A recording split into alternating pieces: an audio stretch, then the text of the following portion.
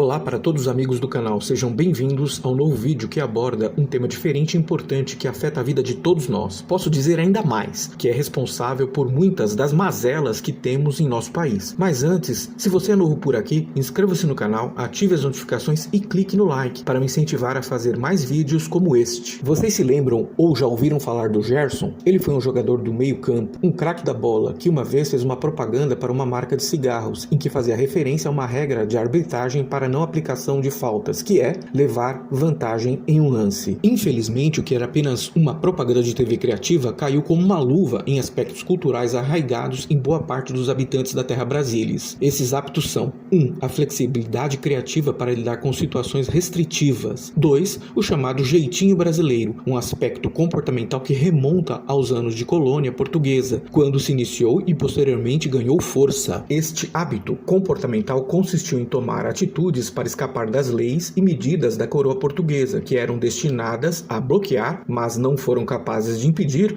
o florescimento de atividades econômicas e sociais nos séculos XVI, XVII e XVIII. São exemplos históricos e conhecidos deste fenômeno. O contrabando de açúcar para os holandeses, que chegaram a se estabelecer na região onde hoje é o estado de Pernambuco, nas cidades de Olinda e Recife. Os santinhos do Pauoco, uma forma de contrabandear ouro e diamantes dentro de esculturas ocas de santos feitas em madeira e desta forma escapar da cobrança do quinto, imposto obrigatório que deveria ser pago para a coroa portuguesa. O desenvolvimento de atividades de produção artesanal, principalmente na capitania de São Vicente, que recebia pouquíssimas visitas de naus portuguesas, incluindo a atividade de metalurgia, que posteriormente foi liberada de forma controlada por Dom João VI, com a vinda da família real para o Brasil. Outro aspecto comportamental e histórico importante na formação geral da ética e moral nacional é a visão da nobreza portuguesa sobre o trabalho, que era considerado um opróbrio, destinado às castas baixas da sociedade e aos escravos. Assim, germinou uma visão filosófica de vida que, para se ter sucesso e dinheiro, é necessário conseguir posição através de relacionamentos sociais e também linhagem. Desta forma, também nasceu a visão de que o trabalho manual e produtivo era algo degradante, que não gerava resultado positivo na vida das pessoas, e que relacionamentos de posição social conseguidas por influência e indicação eram coisas mais nobres para se cultivar. Esta visão peculiar de um caminho possível para a ascensão econômica e social semeou um forte sentimento de pertencimento a um grupo social especial, casta, que com o advento da sociedade capitalista de classes evoluiu para o comportamento corporativista, tão presente no Brasil atual. Podemos ver esse fenômeno presente em carreiras do funcionalismo público, como por exemplo o pessoal do judiciário, que tem uma interpretação peculiar, mas não ilegal, de leis de forma a permitir-lhes os chamados supersalários, uma das muitas farras que acontecem com o dinheiro público na terra do nunca. Existem outros fatos históricos que levaram para hábitos comportamentais distintos, mas os aspectos comportamentais que citei são os fundamentais para o desenvolvimento do tema deste vídeo. No entanto, antes de prosseguir, é necessário pensar como esses aspectos comportamentais históricos evoluíram em uma sociedade cuja economia sempre sofreu com mecanismos restritivos. Sim, nossa economia sempre sofreu restrições. Fomos restringidos pelas leis coloniais, pela escravidão e pelo comércio limitado às nações amigas, entenda-se Inglaterra. Fomos restringidos pelas atividades extrativistas do passado, pau-brasil, ouro, diamantes e látex. Fomos restringidos pelas monoculturas de exportação, cana-de-açúcar, cacau e café e suas mãos de obras escravas. Todas essas atividades econômicas geraram riquezas que ficaram concentradas nas mãos de poucos dentro e fora do Brasil. A população livre e nacional tinha poucas possibilidades de crescimento econômico. Com o passar dos séculos, as cidades se desenvolveram. Ocorreu o crescimento de uma economia comercial e artesanal. No período da economia cafeeira, o processo de formação das cidades se acelerou, principalmente após o fim da escravidão e a chegada de imigrantes, japoneses, italianos e alemães. Enfim, o tempo passou. Chegamos ao nascimento das primeiras indústrias no Brasil. Chegamos também a Getúlio Vargas, ao Estado Novo, à República Nova, à eleição de Getúlio Vargas, a JK e seu plano de metas, ao golpe de 64 e à Constituinte de 1988. E enfim, chegamos aos dias de hoje. E adivinhe, continuamos com restrições econômicas. O Brasil continua dependendo exageradamente da exportação de commodities, que são atividades que geram muitas riquezas que ficam concentradas nas mãos de poucos, pois não tem efeito multiplicador multiplicador do investimento e tem moderado ou pequeno efeito acelerador. É claro que eu sei que existem pesquisas feitas por empresas como, por exemplo, a Embrapa e também por universidades para a melhoria genética de sementes e plantas mais produtivas e resistentes a pragas. Mas esse tipo de pesquisa, embora tenha um efeito importante na agricultura de exportação, não tem o mesmo efeito que o desenvolvimento técnico na indústria. Eu também sei que este tipo de agricultura usa equipamentos tecnológicos avançados, porém, grande parte desses equipamentos são importados ou montados aqui por transnacionais, ou seja, tem tecnologias importadas. Outro caso é o da mineração, que é dominada pelo capital estrangeiro e também tem tecnologia de equipamentos importados. Continuamos exportando produtos de baixo valor tecnológico agregado e importando tecnologia. Continuamos com o centro dinâmico da economia dependente do Estado e do capital estrangeiro. Alguém aí conhece uma potência econômica que não possui uma indústria tecnologicamente avançada que se desenvolveu com base no capital nacional privado? Pense, todo país desenvolvido tem suas grandes marcas nacionais que consumimos e admiramos. Olhe para as marcas que você consome e admira. A maioria delas são de multinacionais. Continuamos com um capital nacional industrial dependente. Continuamos dependendo tecnologicamente, com raríssimas exceções. E com essa estrutura macroeconômica, continuamos um país de baixos salários, demanda reprimida, poder de compra comprimido e muita concentração de renda. Ou seja, não somos nem fomos uma terra de oportunidades, mas com isso nos tornamos uma terra onde o oportunismo se tornou uma saída para muitos. No decorrer de nossa história, com tantas restrições de vida, a população continuou a cultivar sua flexibilidade criativa do jeitinho brasileiro. Em muitos casos, isto produziu coisas boas e positivas, como soluções para problemas no trabalho, novos negócios, manifestações artísticas e outros efeitos. Mas entenda que a vida é como água que se espalha quando há espaços e declives para preencher. E isto é bom, como quando da nascente desenvolvimento de um rio que forma seu curso e proporciona o desenvolvimento da vida ao longo de suas margens. A vida dá seu jeito e encontra uma forma. Mas, em situações adversamente modificadas, um rio pode provocar a destruição e a morte através das enchentes e desabamentos. E de forma semelhante, a flexibilidade criativa do jeitinho brasileiro pode produzir coisas ruins, como os oportunistas adeptos da lei de Gerson, que querem levar vantagem em tudo e por isso lançam mão dos comportamentos que lhes permitam isso, ou seja, o corporativismo, as mentiras, as fraudes e golpes, a manipulação e o fisiologismo político. Assim, foi dessa forma que floresceu o vale tudo, uma ética que não é ética e uma moral que é amoral, uma espécie de miséria filosófica que penetrou despercebida na vida e no pensamento de muitas pessoas na terra brasilis. É muito comum conhecermos alguém que foi prejudicado por um colega de trabalho e ou escola, por um amigo ou ainda até mesmo cônjuges ou parentes próximos. Se você teve a sorte de ainda não ter passado por isso, talvez conheça alguém que já passou. Neste momento é interessante pensar, se a lei de Gerson está presente no comportamento de parte dos habitantes da terra brasilis, ela também está presente e determina uma boa parte do futuro do país? Sim, meu amigo, infelizmente, ela se materializa através do ato de votar. Nós reclamamos de nossos políticos, mas nos esquecemos que somos nós que os elegemos, ainda bem que eles não podem se autoelegerem ou se perpetuarem no poder. Então, para o bem ou para o mal, a classe política nacional, assim como de toda e qualquer nação, é um reflexo do conjunto de conhecimentos, da ignorância, dos valores e da capacidade de interpretação da realidade dos seus habitantes eleitores. E por isto, direta ou indiretamente, em maior ou menor grau, refletem o pensamento e o comportamento da população que os elegeu. O que eu estou dizendo é que se coletivamente elegemos oportunistas praticantes da lei de Gerson, é porque de alguma forma, mesmo que através de mentiras e enganações, concordamos com eles.